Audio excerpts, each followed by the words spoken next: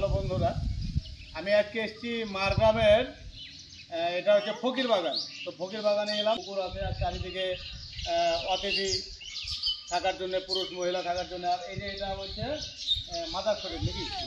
Mother শরীফ। তো ইনি, আচ্ছা আপনি বলুন তো এনার নাম কি?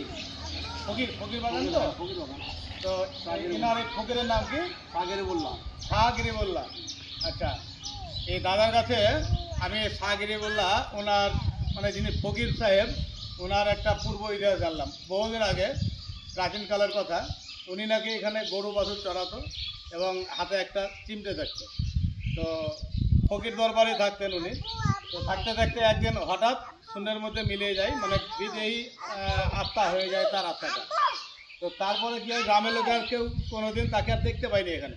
তারপরে গ্রামের লোক মনে মনে ভাবলো যে উনি এক মহান ব্যক্তি, মহাপুরুষ। তো তার উদ্দেশ্যে এখানে একটা বটগাছ ছিল, সে বটগাছটা আজ আর নাই। তো ওই ওনার উদ্দেশ্যে একটা, এটাকে কী বলে, মাজার, হ্যাঁ এটা মাজার শরীফ করে দেওয়া হয়েছে। তো এখানে সবাই আসে, মনস্কামনা পূর্ণ হয়, সবাই চাইলেই পায়। খুব জাগ্রত জায়গা, খুব মনোরম জায়গা।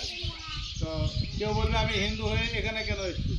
তো ধর্ম যার যার, কিন্তু অনুষ্ঠান আনন্দ মেল মহব্বত সবার। আর সবার উপরে একটা ধর্ম, মানুষ ধর্ম।